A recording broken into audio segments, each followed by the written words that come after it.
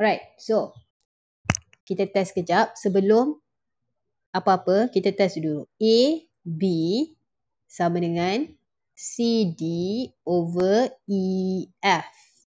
Alright. Test dulu diri sendiri Kalau A naik,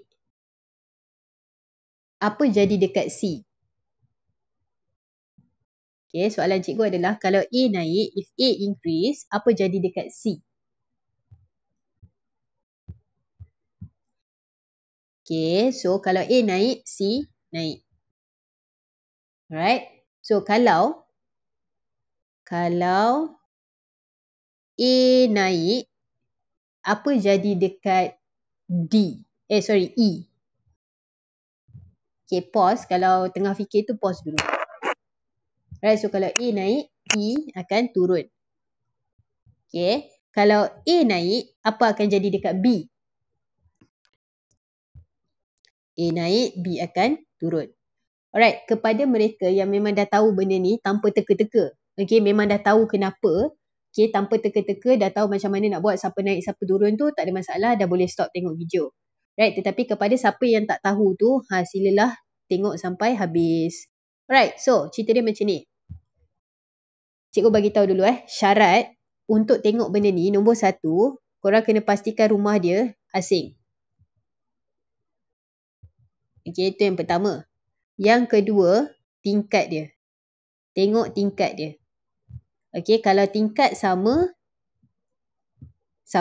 Kalau tingkat lain. Okay, tak apa, cikgu akan explain. Risau. Alright, so first sekali adalah pasal rumah.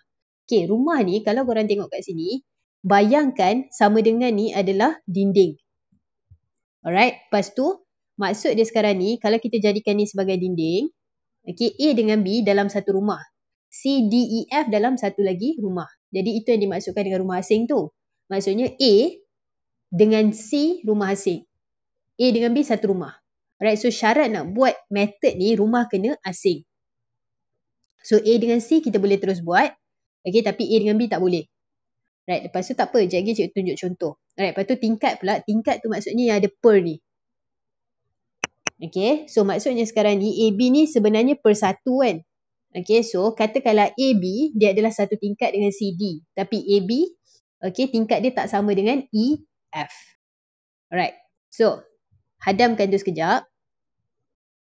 Okay, sekarang kita tengok satu-satu. Okay, tengok syarat dia. Kalau cikgu nak compare antara A dengan C, tengok dulu. Syarat pertama adalah rumah kena asing. Okay, adakah rumah A dan C asing? Yes, A dengan C rumah dia asing.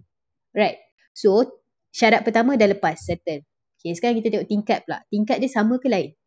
Kalau tingkat dia sama, sifat dia pun sama. Okay, maksud sifat sama tu adalah, tadi kita cakap kalau A naik, C jadi apa? Sifat dia sama, jadi C pun naik juga. Alright, so kalau A turun, sifat C pun akan turun juga. Sebab tingkat dia orang sama. Alright, dah kat situ. Kita try yang lain pula. A dengan E. So, A dengan E. Right. So, kalau tengok dulu rumah dia. So, A dengan E, rumah dia asing. So, syarat pertama settle. Tapi tingkat dia lain. So, tingkat lain maksudnya perangai dia pun lain. Sifat dia pun lain juga. Jadi, kalau A naik, E akan turun. Kalau A turun, E akan naik. Itu maksud dia. Alright, lepas tu sekarang ni kita tengok A dengan B pula. Right, A dengan B pula. So, kalau A dengan B, bila A naik, sabar. Kalau kita tengok A dengan B, tengok rumah dia dulu. Rumah dia asing ke tak? Rumah dia tak asing kan? So, kalau rumah tak asing, kita kena pindahkan supaya rumah dia asing dulu. So, contoh, katakanlah kita nak pindahkan A. A pindah ke rumah sebelah, dia akan duduk atas ke bawah? Dia akan duduk bawah kan? So, A dekat bawah. Jadi sekarang ni A dah tak dekat sini. Tinggallah B dekat atas, A dekat bawah. So syarat pertama tadi rumah kena asing. So rumah dah asing. Sekarang tengok tingkat pula. Alright, so tingkat dia tak sama. So maksudnya, kalau kita cakap pasal B dengan A, bila B naik, A akan turun. Right, so itu adalah secara ringkas macam mana nak tengok guna konsep rumah. Okay, so pastikan betul-betul faham sebab walaupun tak ada calculation, bila ada formula je mesti benda ni applicable. Okay, kita try buat contoh.